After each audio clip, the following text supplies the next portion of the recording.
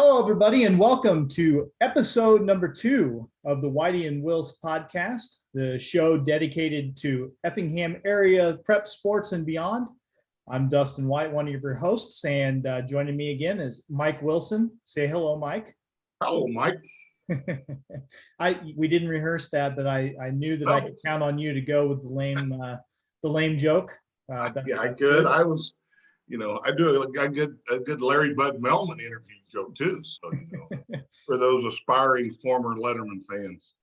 So Mike and I, we had Mike's dad, Larry Wilson, on last week, and that's a tough guest to top, but we're going to try this week. Mike has lined up Doug Mammoser, a longtime boys basketball coach at Newton. He actually, I'm getting the notification right now that Doug is ready to join us. So Mike, we can talk to Doug first, and then we can cover the area prep sports scene after that. But let's not keep Doug waiting any longer. He probably has something important today. Oh yeah. All right.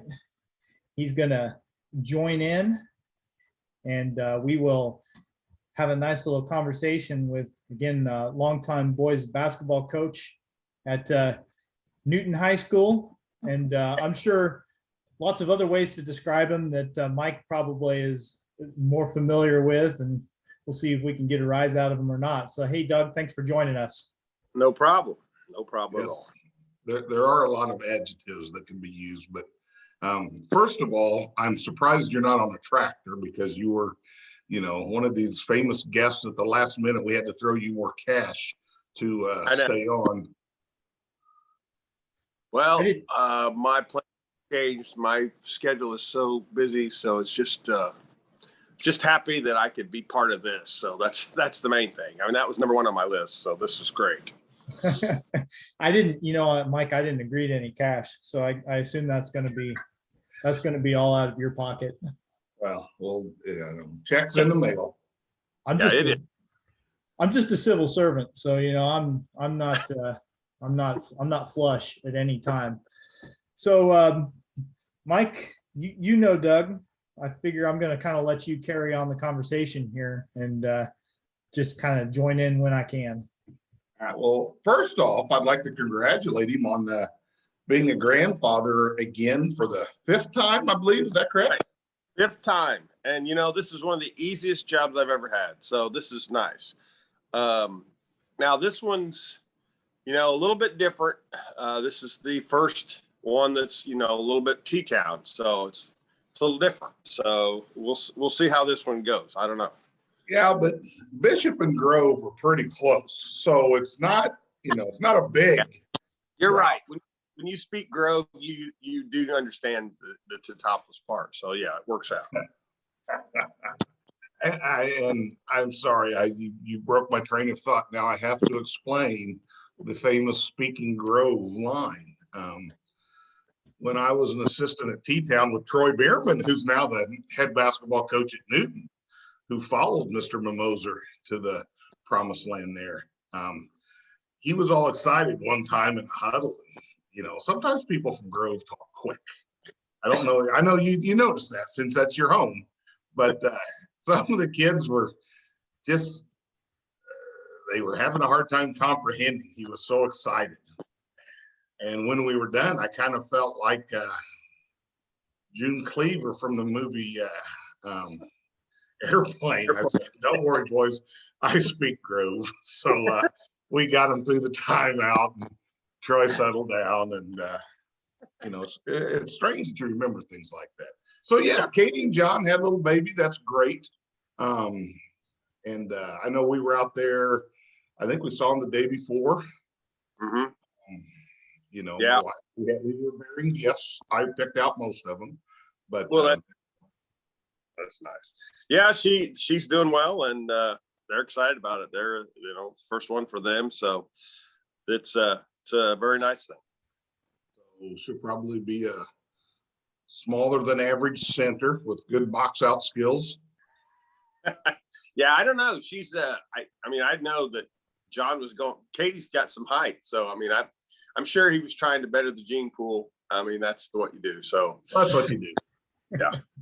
Well, congratulations again. And that's good.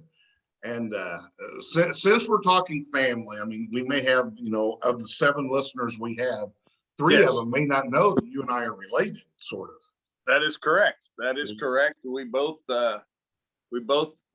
married the homecoming queens from Teutopolis, so the Schmidt girls. So it worked out, and now I always I have that connection when I know Mike Wilson, and they'll say, "Are you related?" And I'm like, by marriage, yes. You always got to throw the by marriage in, so, and Doug and I are members of an exclusive club, Dustin.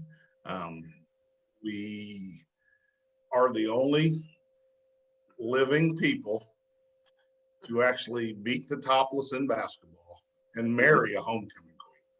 Yeah. So it's pretty it's a small club, pretty exclusive. Yeah. It feels like one of those stats that they have, during a ball game where it says, this guy's batting 385 on day games on a Wednesday when they're on the road. It sounds impressive until you really think about, how many qualifiers you're throwing in. But we try not to think. I'm happy. It's pretty exclusive, and I don't see anybody joining it in a while. So I think we're in pretty good shape. Well, you guys are part of an exclusive club too, where you're both former area basketball coaches that have been interviewed by Effingham Daily News reporter Dustin White at one time or another. I don't remember. Doug probably doesn't remember because I can't imagine I asked any particularly insightful questions, but actually reading up on a couple of things just to try and not come into this completely cold. I was reading the story about the 2007 regional championship game down there in T-Town, trying to see what I had ever written about any of Doug's teams in the past, and that was a really good game. I remember that one. It didn't go the way you wanted it to, of course, but right. It was a great high school basketball game. It was a very good high school basketball game. Of course, you got great excitement. 2 very quality teams. It's just one of those deals that they made the last shots and we didn't. So it's just what, it was better for Crawford to go out that way. So this way, it'll be, I guess from now they'll be able to, he'll feel better about it. As long as one person does, I guess that's fine. You threw him a bone, right? That's what that was. That's exactly right. I just felt bad. He hadn't won enough. So are you saying we both threw him a bone since the same thing happened in the sectional championship? Yeah, I know. That's what givers give. So I guess givers. That's yeah, we were givers. I do, Mr. Mammoser, and I know you remember this story, but we had a Titanic matchup that year at Newton. Yeah, I've never heard the story, so it's hard to go about and try to remember what happened. All I remember was when it was, that you got the win, but I was much better behaved on the sidelines because I didn't get technical. So I think it's kind of half and half on that, because again, you got the win, but a lot of people have come up to me and said, you're so much better behaved on the side. That's helped. Because Mike got that day and I couldn't believe it, but he was, he's out of control, and that helped, I guess. But that's one of those things that, goes down in St. Anthony lore of what not to do as far as on the sidelines, I guess. So, well, it's one of those deals where sometimes people will say a coach needs to do something like that to get the boys fired up, but I don't remember the game personally, but I'm going to guess that it was more a case of, just a guy kind of being a jackass on the sidelines. That could be true. I think he knew his audience as far as, he knew who the referees were, and I guess he knew just what to say to get his team motivated, and it worked. It worked for him. So It was a good battle. Again, that was really good teams, and both one of the really good games. We didn't do a very good job in transition defense, but that was one of those that we got better. I could always go back and say, look, St. Anthony did this to us, and and we wanted a chance to get them again, and that would have been great to play them again, but we didn't get by T-Town. Well, to make a short story long, the gist of why I brought this up was pregame, Dustin. Two things happened pregame. Number one, when you go into the Newton visitors locker room, it's a pristine place. Yeah. And there's no place, to write on. They don't have a nice dry erase board for the visiting. So you write on the side of a stall, of a toilet stall, right over a urinal, and just the fumes make you lightheaded. I'm surprised I was able to coach that game after getting through the pregame. But when we get there, I go out being the cheerful, jovial person I am, and see Doug, and we're sitting there talking, and there's only about 8 people in the gym, Doug and I sitting there. And then I look up across the gym, and here sits 3 officials. And knowing, number one, that these are 2 very athletic teams, and this is going to be a very fast-paced, up and down type of game. And setting up there was Jack Scott, Dutch Klitzing, and Andy Pullen. And I was concerned about the health of these gentlemen. And Doug, you even remember what you told me? I can't remember what I said, but I'm sure it was. I mean, the thing is, you hire these people way in advance. I had no idea it was going to happen. How good you were going to be, how good we were going to be, and everything. But you hire these people in advance, and again, experience. They've got a lot of experience, so it worked out. What did I say? I don't remember. My concern was, them keeping up with the pace of play, senior officials, and right. Your reply was, I think they'll be fine. I've played softball with them for 20 years. Yeah, well, that's true. They were good. 20 years ago, they were great. What are you talking about? So it was good. And yes, Dustin, I did receive a technical. To this day, I really can't tell you why. It wasn't exactly the pivotal strategic time to spark my team, because we just kind of started to get the lead and kind of like what was going on. So I'm not sure what I said, but I'm a little offended when I behave worse than Doug on the sidelines. That hurts. That cuts to the place. All I know is history. It's history books. You got the technical. I did. So Mike, did you bring Doug on here just to talk about? I mean, I guess I started it, but we didn't bring him on here just to talk about games lost. I mean, it'd probably be good to set him up to talk about some happy memory. There's a lot of loss, so it's easy to come back to it. I will say this. So we had some. Like I said, that game, he was loaded with athletes. I was loaded with athletes. T-Town was loaded with kids that year. Vandalia, a lot of teams in this area, Olney with Tone. There was a lot of really, really good teams in the area. And we all kind of, in one way, shape, or form, had faced each other during the year. And it, fans were treated to some really, really good basketball in the area.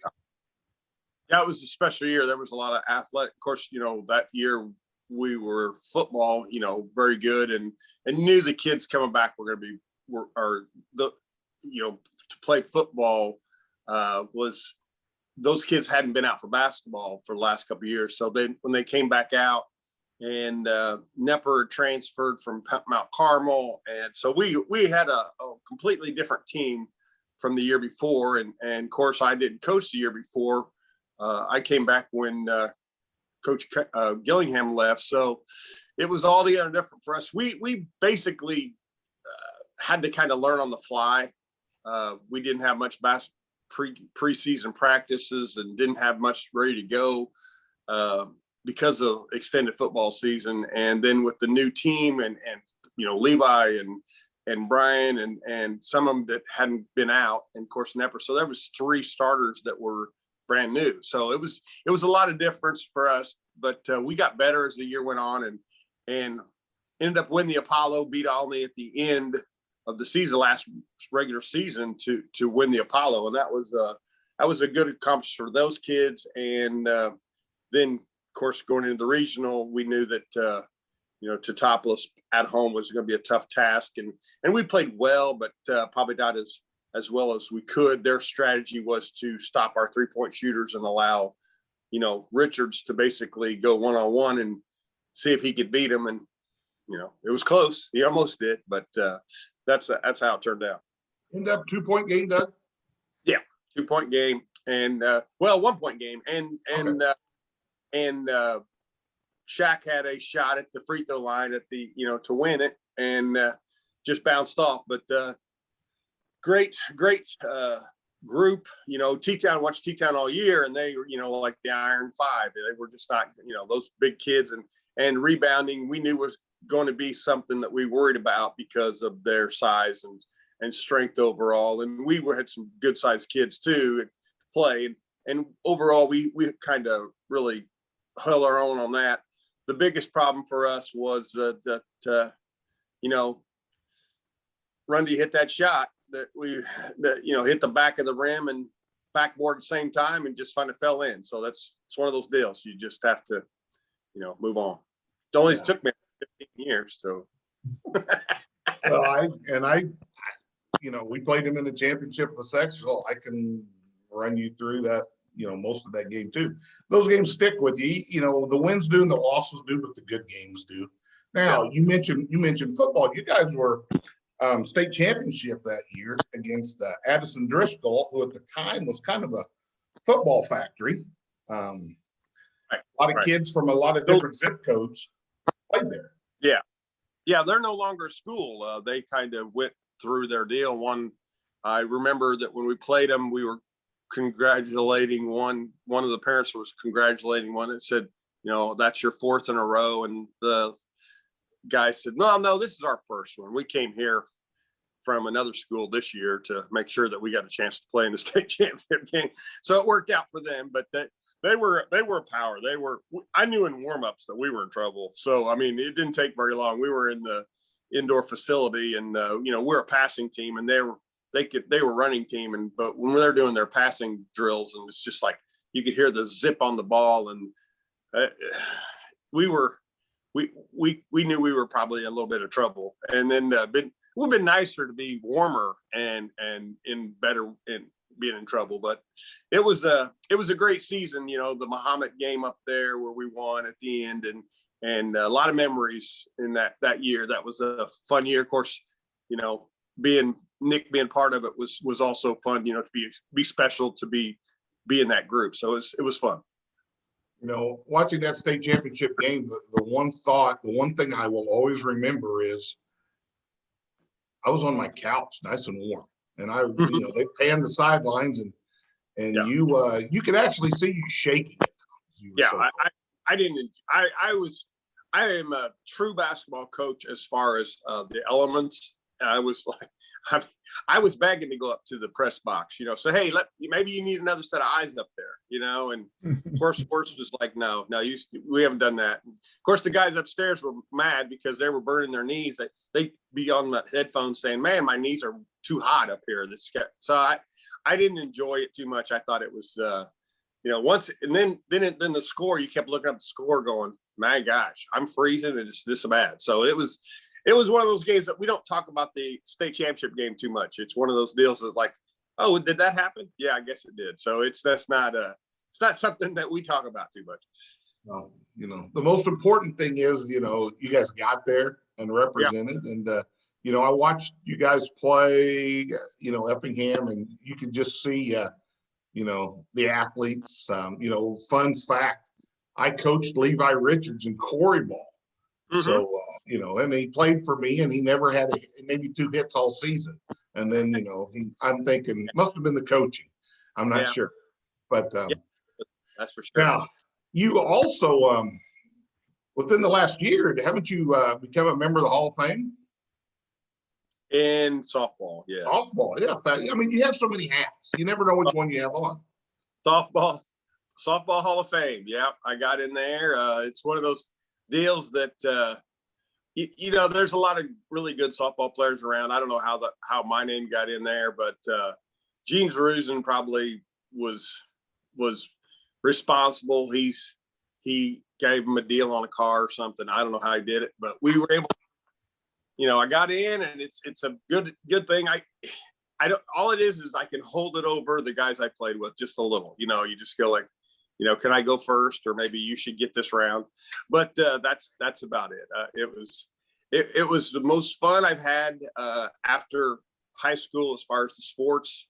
You know, it was competitive. It was a quick game, and of course, got to be around a lot of guys that were just like me, you know, competitive in high school, wanted to keep playing and doing stuff. And my wife didn't like it too much. I agree 100%. Looking back on it, you know, it took a lot of time, and but I wouldn't trade it. It was sure fun.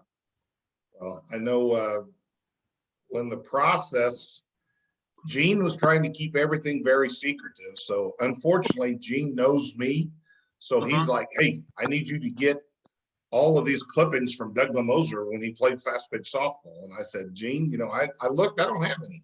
So yeah, he's not living in my house. Yeah, the clippings, he one time talked to me about pictures and stuff like that, and I was like, I don't know. I don't have any pictures about it. I don't have this. You know, memories. I have memories, but it was fine. It was a nice honor, and I wish more guys around here would get in, but we have, because you know, T-Town area, Effingham-area was really big for softball for quite some time, and a little bit less now, obviously, but it was. I'm sure glad that we went through the days we did, so we got to play. And you know, like you said, you had some tremendous teammates. You know, I may have gone and watched him play like once for like 3 innings, and then I was kind of like a Dodger crowd, probably had somewhere to go. Yeah, exactly. Had a lot of people go to, but you know, Jeff Stacer was you know, a player for us. You had, of course, Mike McCollum. I played with him for a long time. Mark Steppe, you know, Mike Conley. Those guys were on the team. We had different guys through different teams. Some of us, the core guys, stayed, and then you know, Dick Mahaffey came on, and Jay Mix, and it was just Donnie Overbeck. Very, very good athletic teams.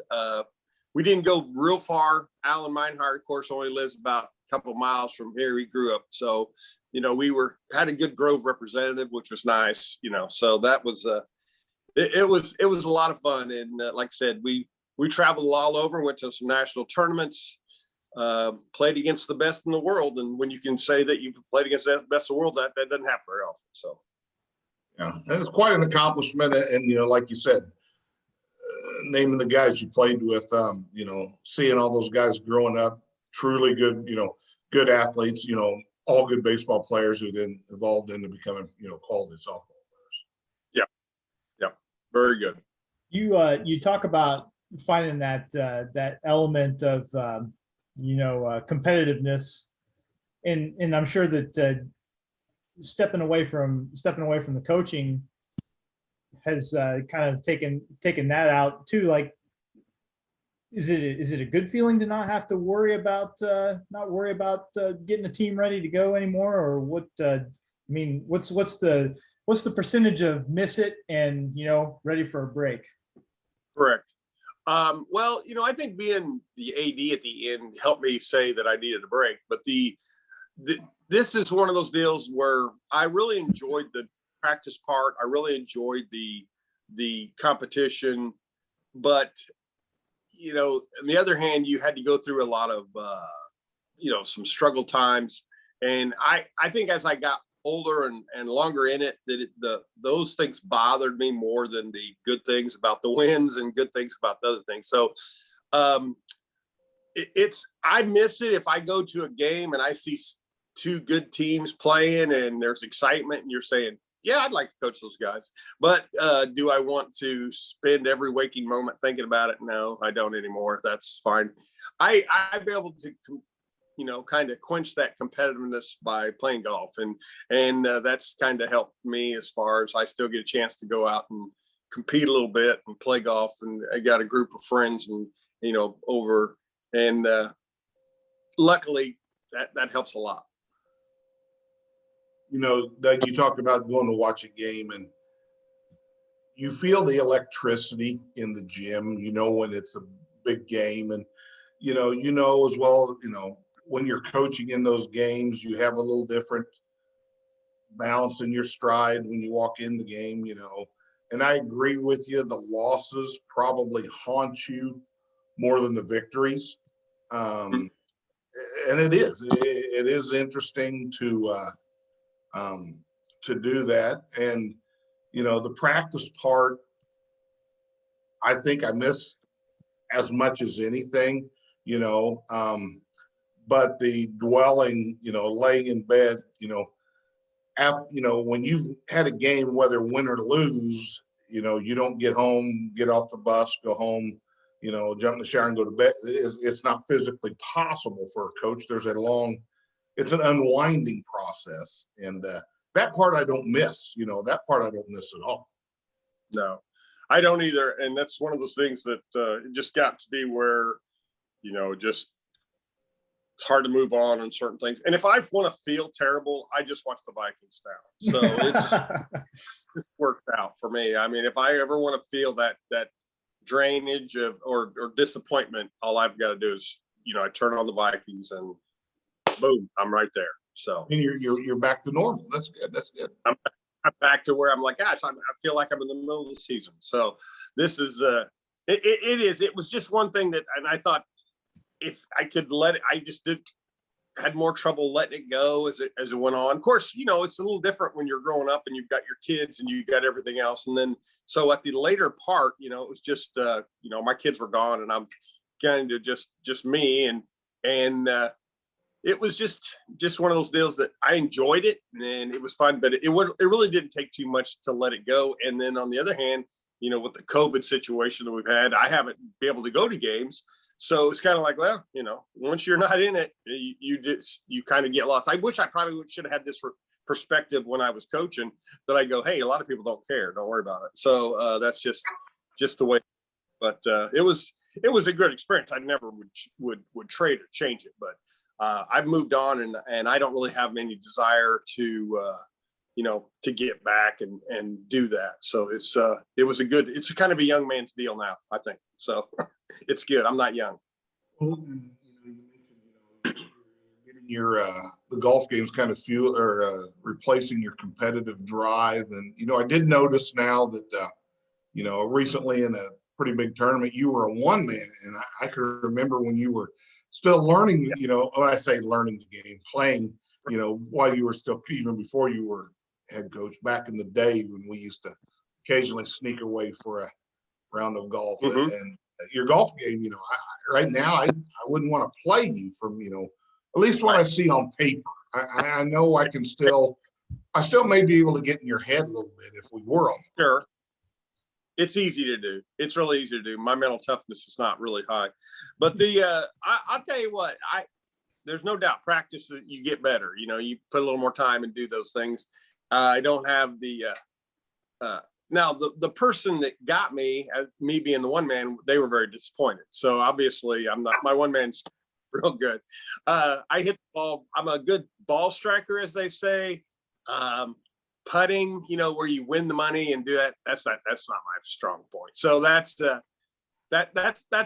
I'm still working on it, probably maybe a few pieces of equipment away. That's all I figure, it's just go buy a game. That's what I'm thinking about. So, but no, it's fun. I enjoy it. And that's, like I said, you get a chance to go out and play with guys and, they're in the same boat. They're former athletes and there's so many good golfers out there. It's just, I'm amazed how the young players can play and how far they hit it and how free they are. They don't let their mind get in the way like I do. So it's very, very enjoyable out there. And it's just a different deal. I can see why St. Anthony wins the state in golf all the time. They've got a lot of young ones out there playing, getting ready. It just wasn't the same. When you don't have a golf course at Newton, we didn't have a golf course, and hey, if we get one or two guys up there to play a little bit, we thought we had a great team, but these guys were really, really good. Newton's got a golf team this year. We haven't got to play. We got lightninged out after a tee shot. They were at a match we were playing. I think we'll see them later this week. But they're back with the golf team now. So. Yeah, they brought it back. I didn't know. I was surprised. Usually once you drop it, you don't get it back too often. But that was fantastic. I know it's just a trouble for them is the accessibility to get to play. And of course they don't have to host any golf matches. So this is but golf is this type of sport that you can just, hey, if a kid's interested, and because it's a lot up to the parents and the family to get them on there and be able to get out there and play. So I'm glad to see Newton brought it back. So now, maybe my granddaughters, got a chance to do some big things. We'll see. That's, I know she would have like a great second aunt who could teach her, how to strike the ball. Yeah. Yeah. If we can get them to be left-handed, that's the key. Oh yeah. That's the key. I think I only know two left-handed golfers, and they both, have caused me problems. Yeah, that's right. With everything going on, I got two questions for you, because I get offered this every once in a while. Have you ever thought about going back at a part-time level and helping? I guess I would have trouble. For me, either I feel like I'm an all-in person if I'm going to do it, and exactly. And I just don't feel like I'm going to be the type that will come in and, a couple days a week say, hey, I'll give you some, fly-by advice, or you got to be in it. You got to go through the times of be there so you can catch the feel of it. I was more than happy when I first got out. Troy, I used to do some, watch games, and he would say, hey, just give me your opinions and do those things a little bit. And that was fine. But I just felt like I'm an outsider looking in. And sometimes you want that perspective. And if that's what you want, I'm more than willing to be able to do that. But to be in it like an assistant or something like that, you just got to be there. And I'm not really ready to make that commitment to someone to say, yeah, I'm in. I'm going to be there and do things. Because for one, I don't want to get a divorce. And two, I don't. It's just a lot of time. And I can pick up and go see my grandkids in Chicago and not worry about it. So that's where I'm at now. And like a person said, hey, why don't you be a freshman coach? Well, no, because then you want to be around everything. And now you're, like you said, you're gone 6 nights a week, and right. And I know your wife would not be a fan of that. I think my wife actually calls schools and says, hey, do you need someone to help? That could be. Of course, you're a different stage of life, but that's one of those deals. You're just going.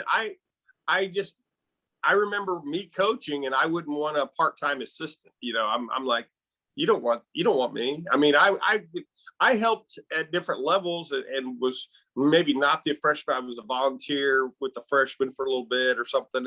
And again, I was there and I could help that group, but as overall program, I don't know if it was really good for them. So I don't feel that yet. Maybe one day if things change, all of a sudden my grandkids don't want to see me anymore, things like that, I guess.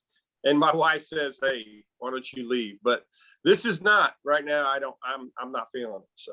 Well, along that same line of thoughts, I got one more thing, and then we've kept you for quite a while, so I don't want to keep you hanging too much longer. But you mentioned the COVID situation before, and we don't need to get into a lot of deep thinking on that. But I got to think that you look at about the time you finish being an AD, and then all this stuff happens, and you're probably glad you didn't have to deal with it.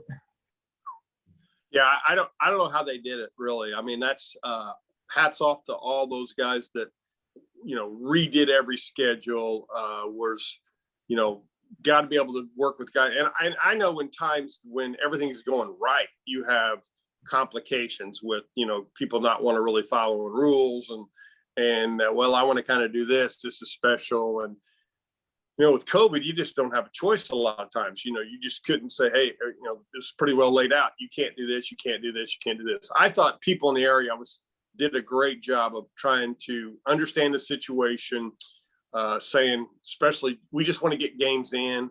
I saw where guys would play basketball and then the next morning go play a doubleheader in baseball. At the end, they were overlapping, and the volleyball girls would go to a track meet, and before, it's pretty sacred. I'm in volleyball, I sure wouldn't go do something else.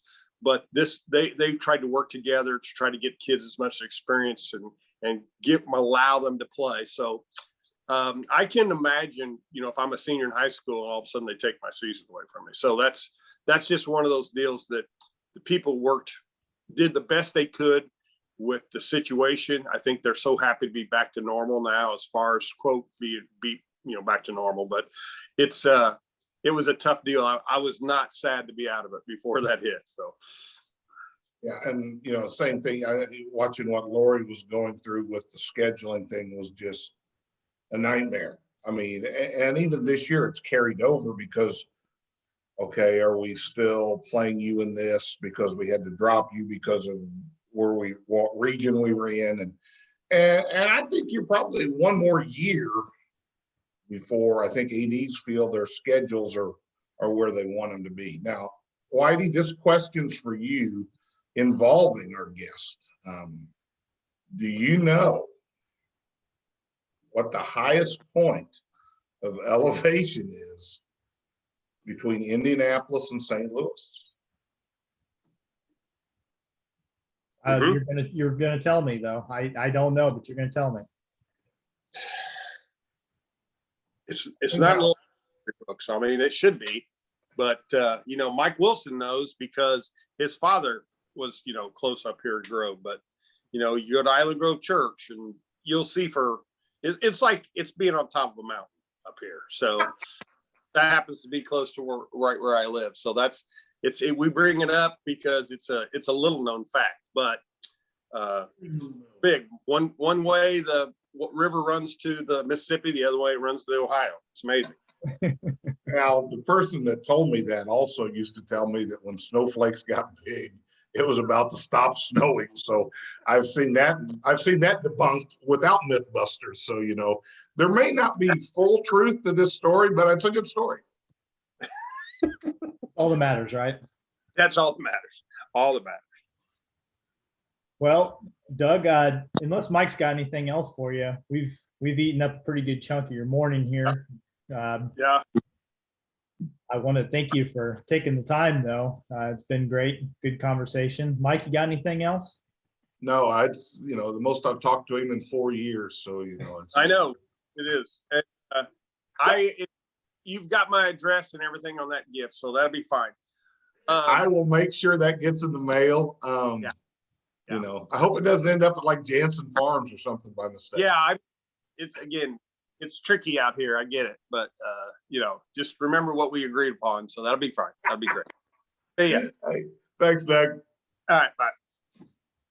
All right, that was Doug Mammoser, former basketball coach at Newton, former athletic director at Newton, and we'll get him moved along, and we thank him for joining us. That was a great conversation. That was really good. You guys obviously go way back, and that's what we're going to be counting on, Mike. We're going to be counting on Mike's Rolodex to get us quality guests like that, because I'm not quite as well connected in the area. I've told people, Dustin, and probably out of school, that you could probably get us Jimmy Garoppolo as a guest. I mean, I've thrown that out there. I did have an opportunity to interview Jimmy right before he was finished in Eastern. We did a nice video. You should go on Eastern's website and search for EIU 360, Jimmy Garoppolo, and there's a pretty good video and then a written piece that goes along with it that I got a chance to interview him. And I know that since he's moved on to San Francisco, when you're in the pro game, people are friggin' ruthless. They'll say anything about you.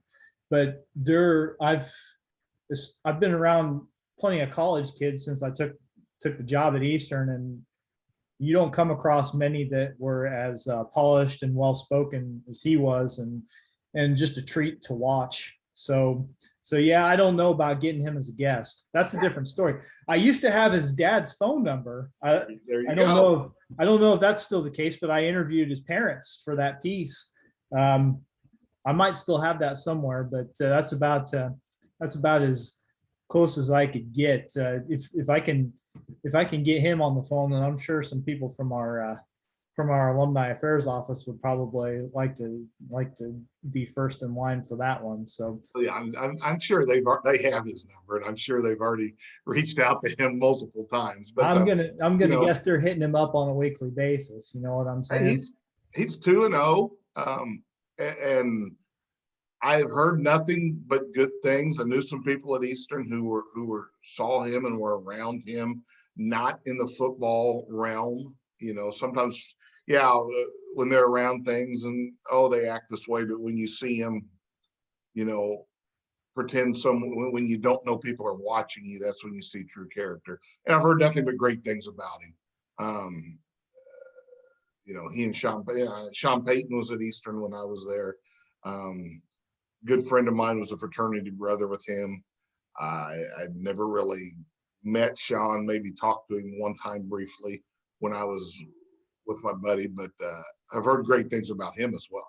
Yeah, and Tony Romo, when I was a student at Eastern, I was taking a sports in the media class with an old professor by the name of Howard Price, one of the best journalism guys that I ever took a class with. He was my advisor too, but he got Tony was not long in the league. He was, I think at this point, still Drew Bledsoe's backup in Dallas. And he came and spoke to our class. He actually came to Charleston and, spent an hour talking to us, answering questions. Really, really down to earth guy. It felt very much like a thing that he probably didn't need to be doing or didn't have to do, but he did it. And so I think, Eastern's obviously got some pretty uncommonly good football pedigree for the school that it is. And I think that by and large, those guys that came from here are, their heads haven't gotten too big. And I would like to think that having spent some time in this area and, was part of the process for them and why they are the way they are. Oh, and I agree with you wholeheartedly. I mean, Tony Romo, again, a very down to earth person. I know I was working on my master's when John Yurkovich was playing, because I ran the press elevator at football games, and the amount of scouts from every NFL team every week who were there watching him play. And I actually had a class with him. Good guy. I mean, very, very good guy. Now, Tony Romo, I'm throwing a chink in his armor, because at one point at Eastern, he was dating a young lady who worked at the Mattoon Country Club. And she used to kind of help him sneak, because he's a very avid golfer.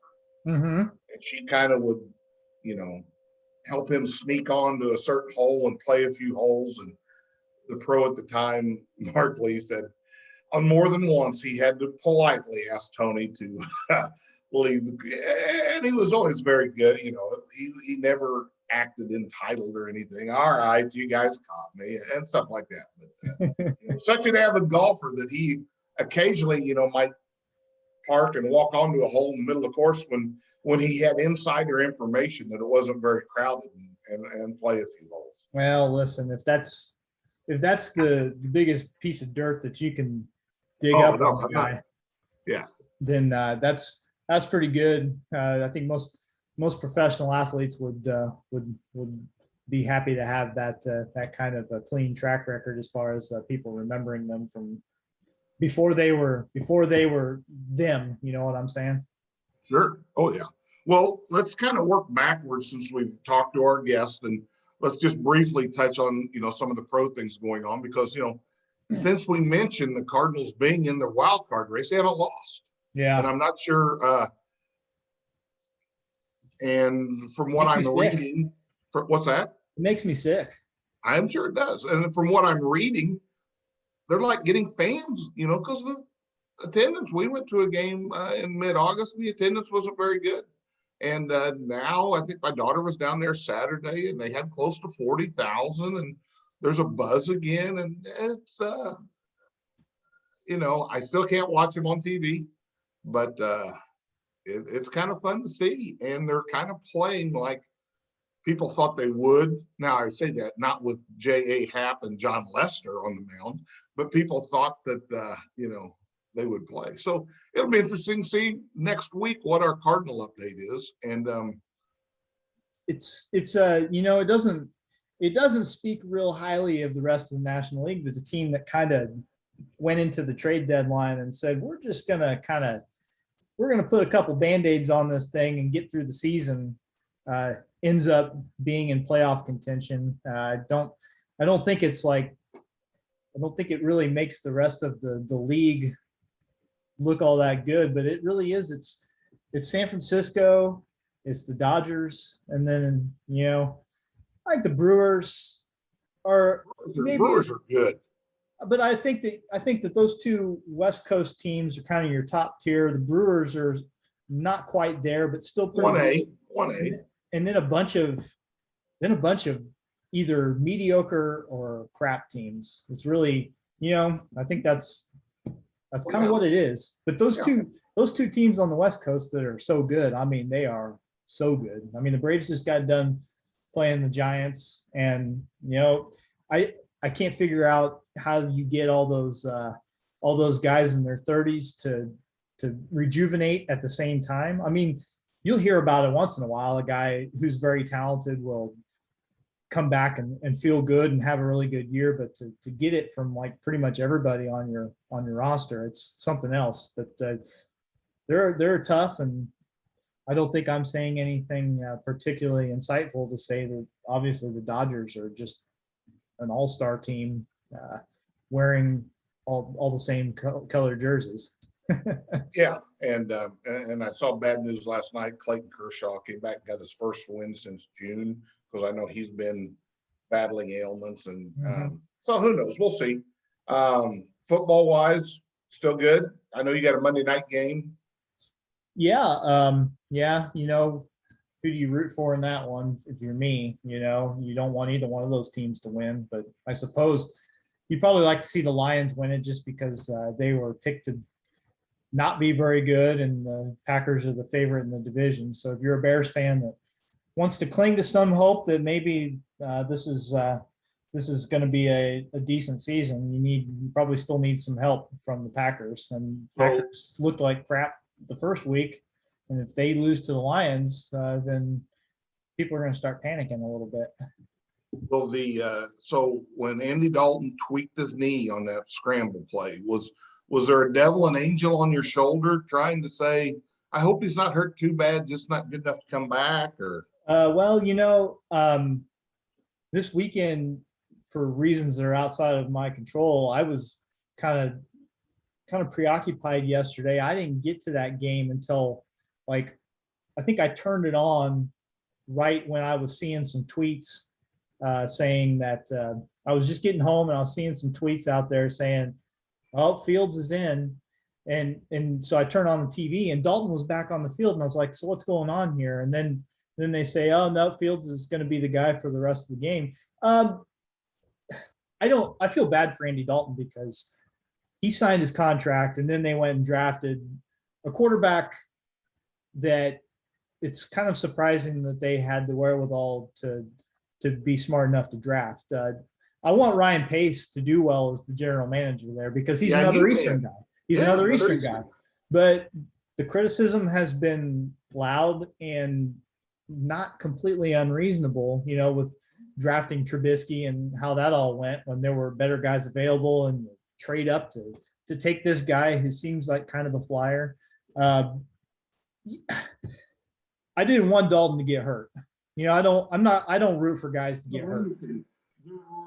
Like every sport, and I know they're called the meatball bear fans. They're salivating. Oh, I hope he's not. But the average person, yeah, they want to see the new shiny toy. And Yeah. I felt at times, and I watched the Bears game yesterday for the first time in a long time. And yeah, at times Justin Fields looked like a rookie getting his first extension of playing time and was very iffy on some things he did. But again, that's all the learning process. Yeah. He's very athletic. And I think he's got a lot of upside. Sometimes the Chicago fandom and media is kind of like the New York on a person, and it can be tough. But, he seems like a really good kid, and I hope he does well. I think that's an NFL thing as much as anything. Sure. Listen, I'm not going to go to bat for Bears fans, but I'm not going to go to bat for any fan base. Like any fan base is 70%, 75% or more people that don't really know what the hell they're talking about. Oh, yeah.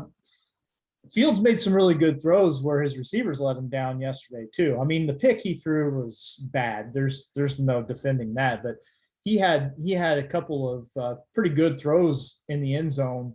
Yeah, had one drop, which should have absolutely been caught, and his best receiver too. So what are you going to do? But my only fear was that if he got to start playing for any reason, that he might get blown up at some point, because this team doesn't have a very good offensive line. That's pretty much been the story of my life, as far as I can remember, is that their offensive line is bad, and I don't want to see him. I don't want to see his progression get stunted by injury. I would rather, have him be available. But, as long as I think it's good that maybe Dalton, whatever's wrong with him, is not super serious, so that if Fields struggles, they can kind of figure out a way to gracefully transition back to the veteran, and there's no strings attached there. Dalton's going to be gone after this year. And I think that Matt Nagy probably found himself painted into a corner a little bit, where they signed this quarterback and said he's going to be our guy, but then they draft somebody else, and everybody realizes pretty quickly who the more talented athlete is. He's probably somewhere in the back of his mind saying, I'm glad that I got this reason to bring Fields in to a game, as opposed to having to make the decision because Dalton was just playing so bad that we had to. It kind of forced itself. So yep. High school wise, just some things from last week. In the fall baseball, I know T-Town North Clay split last week. I think T-Town beat them on a walk-off hit, and then North Clay won there. I don't know if their tournament was a wooden bat tournament or not. North Clay turned around, beat them by a run. So I think every game they played this fall has been a one-run game. And like I said, we mentioned last week, the quality of baseball in this area right now is really up, and that's awesome. St. Anthony boys went up to Paris and won the Invitational up there. And I was talking to one of the players' parents, actually Thomas Hoenicke's parents, and because I saw video that day on social media, showed Thomas, playing and making a putt, and I go, where is that course? Well, it was Paris. Well, they said it was, they haven't had the lack of rain like we have, so it's beautiful. Everything was green and luscious, and so they won that Invitational, which was a nice feather in their cap. Some good teams there. Beat good Paris. Paris is really solid. Oblong, Mattoon, Charleston, some really good teams there. And then your football game this week, I actually was at the Hearts game for about 3.5 quarters. I actually saw you and Morgan get up and leave. Oh, you thought losers probably for us leaving. Yeah, I beating the traffic. That's what it was, right? Well, it's tough. Yeah, you want me to talk about that game for a minute? There were 10 turnovers in that game. Yeah, I So know. right away, you know that it wasn't what any coach would call a good football game. I don't think either coach walked away from that one saying, "Man, we really played well." But Matt Toon, I was a little concerned early on that Matt Toon was going to boat race him, because they didn't have much trouble moving the football the first couple of possessions, and Effingham, they got down the field on their first Oh possession. yeah, got down inside the 10, then had the penalty, Yeah, and then the fumble. And I thought, oh, when you're playing, I keep hearkening back to the Matt Toon team my son played against, with Pilson at quarterback and just mm-hmm. oozing with athletes. And they're not at that level as far as having kids. And yeah, Effingham came back and did some nice things, and it was a mistake-filled game, but it was entertaining. And Yeah. Matt Toon had the game, and then late decided to kind of throw a deep ball, and it got picked. And I thought, That was a little it was on a puzzling. first down, wasn't it? First down Yeah, play it's through a little deep. puzzling. I mean, and you say what you said, and I agree with it as far as the athletes that Matt Toon has. But I will say, I mean, Spurgeon's a good quarterback and he's experienced, and the white kid caught a ton of passes. Also, a very good athlete, and he was having a field day. I can see why they would. I could see why they would think at that point in the game, like maybe we could go for the home run here and end this right now. Catch them napping, and I understand that, and that's something me as a hey, big turnover here. They're down. Their daubers are down. Maybe someone's trying to do something, not follow their basic points. They're going to try to do over and above. Let's catch them. Yeah, and I understand that completely, and that wasn't meant derogatory. Sure. But that's something I think about, in my mind. I'm the same guy that okay, we got the game, we got a 3-point lead. Now let's come down. We're going to run and bury it. We're going to run a set for 3. We're going to try to, that's, my aspect of it. And yeah, they just don't have the quantity of athletes, I guess, is the best way. Now the Bradbury kid, who's going to be the good basketball player, he's a big boy out there. Oh yeah. He's we picked him out right away during warmups. Greg was like, "Oh, I found him." It's pretty easy to spot because we remembered him from this past basketball season. He's got a big body. Athletically speaking, he's working on it. You know what I'm saying? It's sometimes come a long way. Yeah, it's sometimes tough for kids that big too. I mean, you see height and size and you think, well, this person ought to be a killer, but there's other things that go into it. Usually when you're that much bigger than everybody else, there's a lot of other things that have to come along that other kids who are a little more compactly built don't have to deal with, so that's tough. But yeah, I thought that you want to talk about positives that Effingham to take away from that game. I mean, you really needed a win. Big picture, that's a game like you're probably going to look back on it and say we needed that win there. We couldn't afford to lose that game. But that drive right before halftime, when they didn't have much time on the clock. I forget the exact amount of time, less than 2 minutes. Yeah. Best 2-minute drill I've maybe seen Effingham run forever. Well, and there were some, okay, so you had some really good throws made, first of all, really good throws, but then the Armando Estrada he'd been involved in the offense a little bit here and there, but boy, you talk about a coming out party. Caught a lot of balls, ran some good routes, knew where he was at on the field. I mean, that's so important on those 2-minute drills, is that you have to understand two things. You have to understand where the sideline is and where the sticks are. Okay. Because you got to get the first down, but you got to stop the clock too. And in high school, you get the first down, the clock stops for them to move the chains. So you have that that advantage you don't have in the pros. But you're right. And early, I know Mr. Panis was a lot of times was rolling to his left and throwing. And, you know, I was texting back and forth with a friend, and I said, you know, he's just, he's not, his ball right now didn't look pretty. But then on that drive, I mean, he threw some beautiful ball. That touchdown pass, I mean, he, you know, you hear about talking about windows, you know, he hit a kid, you know, across the middle, and a beautiful play. And then, you know, later in the second half, he threw a nice deep ball, nice and tight. And, you know, they're a work in progress where they have 11 seniors.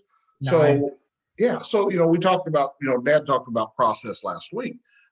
Look for them to have a completely different mentality and attitude next season. I know that, and I don't mean that in a bad way, but the kids are logging a lot of experience and they're getting a lot of miles in, and things that they're starting to do better now will be day one habits. So that gives them, I think, much more room to grow. But, you know, I thought it was a very good ball game. And like I said, listening to it on the way home, listened to it when I got home, and, you know, had a chance to tie, you know, had the last possession of the game, and just, you know, just a fun one. Yeah, I mean, high school games are not always gonna be a work of art, you know. I mean, I don't, for me personally, like, I have a hard time even watching college football because it's so, like, the quality of play pales so much in comparison to what you see on Sundays. You know what I'm saying?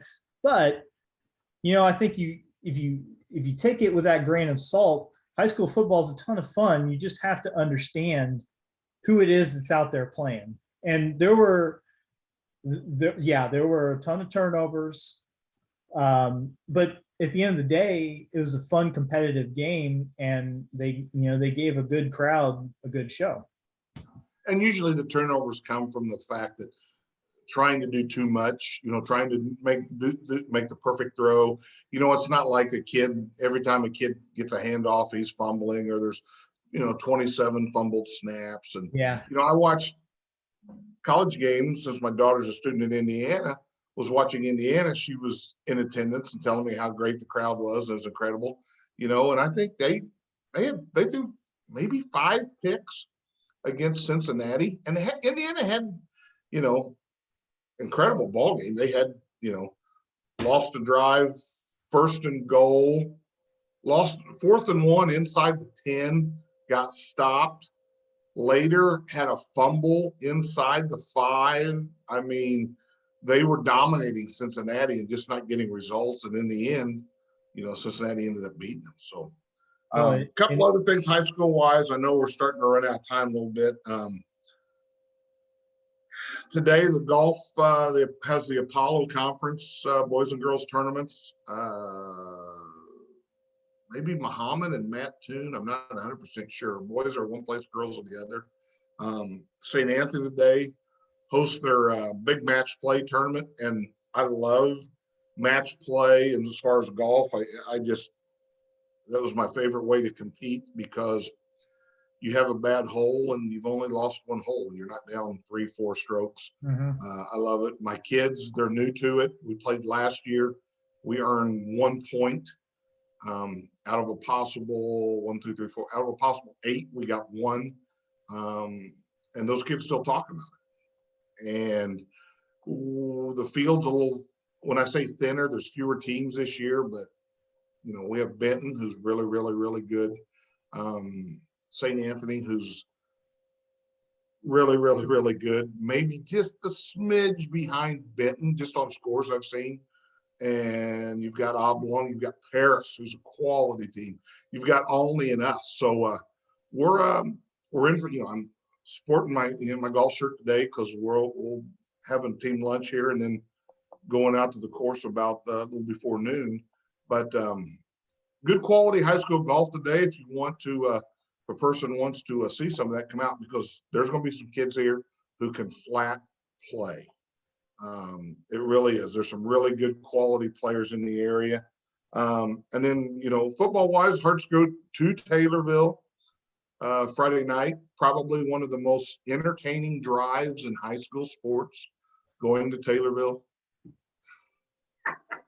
Taylorville and Mount Zion on back-to-back weeks. Not my two favorite trips to make. Taylorville a little more hospitable as far as having a place for us to broadcast from that has a roof over it and walls, roof and walls. Yeah, I mean that's always a plus. I don't ask for much, but knowing that I'm not going to get my stat sheets soaked by rain is I just live in constant fear of that trip to Mount Zion because they don't have a great place for us. It's usually pretty crowded because all visiting media and coaches are stuck up in the same treehouse. And temperatures are starting to change this week, Whitey. You may need those special gloves so you can still write.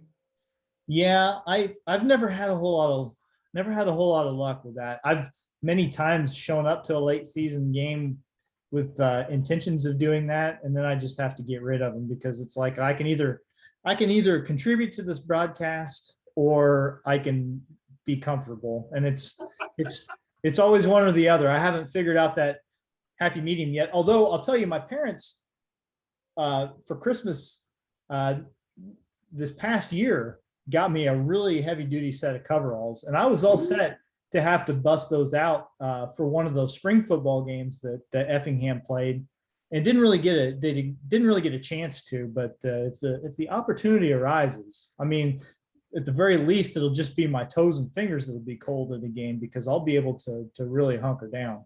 Right. Yeah. And Mount Zion, again, I've lobbied to set up Spartan facility for them just for when they come down here. And then I think maybe if their media had to endure what their visiting medias do up there, maybe they might change their tune. But hey, that's just me. I can be petty like the best. Yeah, sure. I mean, I guess that just goes down to other people at EHS being maybe better sports than we are. But we have yet to go to Mount Zion and not get the job done. As far as the broadcast goes, it's a tough place to go play football. Yes. Partially because there's a couple things. It's a crappy trip. They're always really good. It's a tough draw, and I don't think this year's going to be any different. I think Mount Zion's going to be pretty good, but Taylorville's next. Coaches, especially football coaches, are never going to let you talk about the next game before, or the game that's 2 weeks away when there's still the game that's a week away to play. And Taylorville, just looking at scores, that's going to be a tough game too, but I don't think it's not unwinnable. So, go down there and have a good showing and have some good momentum going into a second tough road game. Yeah, it'll be interesting. Good luck to all those participating. And I've been kind of with one eye because I know what Doug Mammoser looks like, so I didn't have to look at the screen too much. But kind of watching the radar with one eye, and I think golf-wise, we're gonna be okay today. I think we're gonna get a play. Which is always good because the only thing worse than golfing in the rain, which golfers play in the rain, as long as there's no lightning or it's not really, really heavy. But the only thing worse than golfing in the rain, well, there's two things. Coaching in the rain, because, you're like, I can just go in the clubhouse and wait for them to come in. But we also had being a parent, watching my daughter play a college match in Franklin, Indiana, and it was about 39 degrees and a light drizzle when we started. No fun and miserable. And I saw something I don't think I've ever seen. My daughter was playing with the girl, and it was a little breezy at first. And, you put your umbrella down and you kind of point it into the wind. So the shaft of the umbrella is kind of an anchor. And this girl's umbrella goes blowing down the fairway. And my daughter ran after this girl's umbrella. And other than a softball game, And when she played basketball up until her sophomore year, I don't know that I've seen her run very often. And I was kind of shocked to see her run, almost sprint after this umbrella. And after about 6 holes, the rain quit and the temperature changed a little bit. And it ended up being a, 52-degree day by the end of the day. And it was nice. But I'll tell you what, it was a little raw early. And being a parent, you just have to be there going, good job. And that sounds to me very, and since, there's a little bit of a tie-in here since Doug was with us for the first part of the show. It kind of reminds me, Effingham always used to open its Apollo Conference baseball season with Newton. Like it would be the first weekend of the season, and it'd be in, late March, and almost exclusively miserably cold for baseball. And if you were really lucky, some sort of precipitation falling, just really, really got you excited for the spring sports season, almost without fail. Whitey, we've now got 2 shows in the can. I know people, the betting public had the over under at 1.5. So yeah, I think over. So I haven't successfully uploaded to YouTube yet. Well, yeah, that's true. It's but when people see this, then that we can bring that. So I think that's good. I'm working potentially on an out-of-state guest next week. Okay. So, okay. I got to see how that goes. I'm actually going to reach out to that person later today. And that's my first choice. I've actually got 2. My next 2 are both out of state and both south of here. So see, there's throwing that out there. We may be going to southern states down in SEC country. All right. Well, they have nothing to do with the SEC, but their states are affiliated with the SEC. Well, so that gives everybody something to think about. They can brainstorm on who you might be talking about for the next week. But yeah, if you're seeing this, then obviously you found us through Facebook or YouTube. So, do us a favor, share that around. We'd like to grow the audience. We're going to have fun doing it regardless, because we like to talk. But it would sure be nice to see from week to week that more and more people are hearing it, and we hope you like what you're hearing and seeing. And feel free to drop us constructive criticism too. I guess you can mostly send that to Mike. He's but in all seriousness, yeah. Thanks to anybody who happens to be hearing this, and thanks again if you decide to share it. And subscribe so we can get our own personalized URL. I don't know. We were over a dozen, I think we're getting there. It'll take a little while. Oh, yeah, I know. I understand that. But slowly but surely, I think we'll grow it. So that we got a good starting point, and we'll keep getting better. Hopefully this was a little better than last time, and hopefully next time will be a little better than this one. So we'll just I know the people I talked to, a lot of people reached out to me and, hey, that was good. We enjoyed it, blah, blah, blah. My son and his group of friends that are on Discord every night, they were talking about our show, and they kept bringing up the word folksy. And I don't know if that's positive or negative, but we were termed folksy in their Discord, which is good, because I think that's our specialty.